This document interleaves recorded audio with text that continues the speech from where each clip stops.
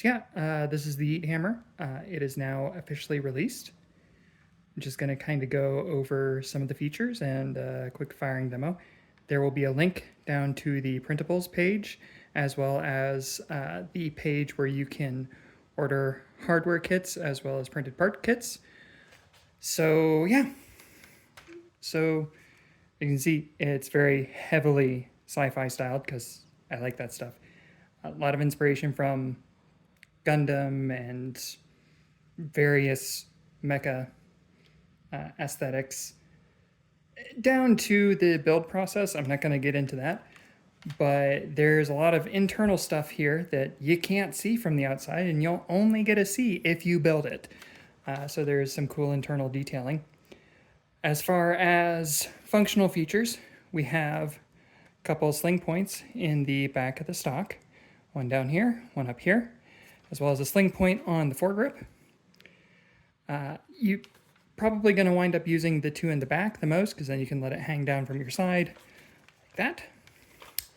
So it's got a single takedown pin here in the back where you can take it apart by just unscrewing this bolt and pulling the whole back part off. I'm not going to do it right here because I'm not at a place where I can easily set it down. So then the other bit is it is quote-unquote bolt action. Pull this bolt back and the breech opens and you load a shell in, and push it forward, breech closes, it's ready to fire. The bolt itself is able to be configured for right-handed use as it is currently, or you can just unscrew this and flip the handle onto this side, screw this onto the other side, and it's now configured for left-handed use. So it can be used by either handedness. So if you're going to loan it out to somebody, you can. It's got a Picatinny rail across the top here for, I guess, optics, but it's a shot blaster.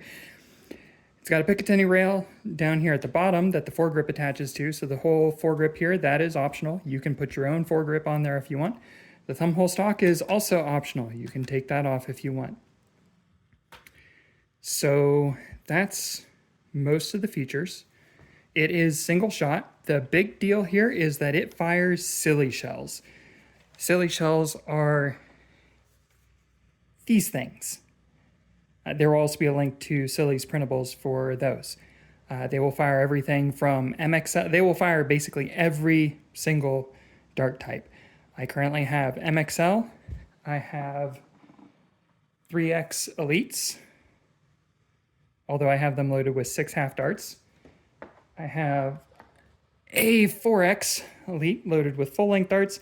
This blaster does not quite have the power, despite having a 100mm draw, does not quite have the power for 8 half lengths in the 4 dart shell. It'll handle 4 full length darts for the most part. And then I have the sniper shell, and I've thrown the Yeet Lance's muzzle brake onto the end. So I guess I'm just going to go through and get to firing those, because that's probably what you came here to see. So yeah, let's go ahead and go through the MXL darts first. So again, so you open the breech here, and you can see down through there. Load it in until it clicks. Push that forward. Now we're ready to fire.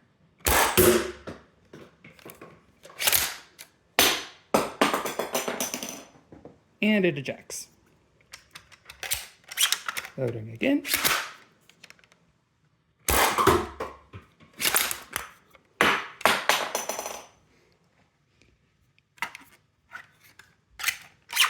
That is one thing when you're using this. Do not point the breech at your eye when you open it. It will hit you in the face, and it will hurt.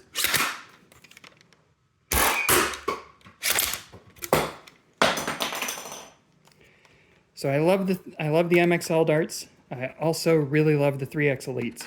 They shoot in a triangular pattern, which is really cool.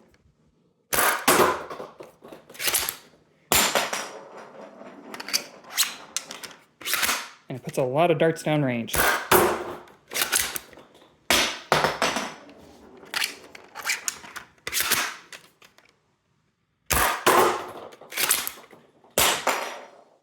Okay, now we're going to do the 4X. I have it loaded with full-length darts.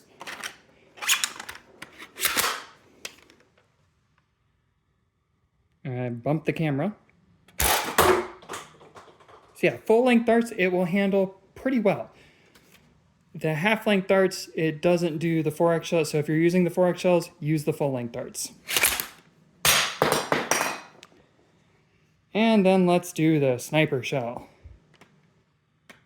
I didn't think this through, so I'm going to cut, and I'm going to come back with the muzzle brake off. Hey, we're back. I took the muzzle brake off because the Yeet Lance muzzle brake turns out does not fit in the Yeethammer breech. Makes sense. Probably should have went through that before. But at any rate, sniper shell.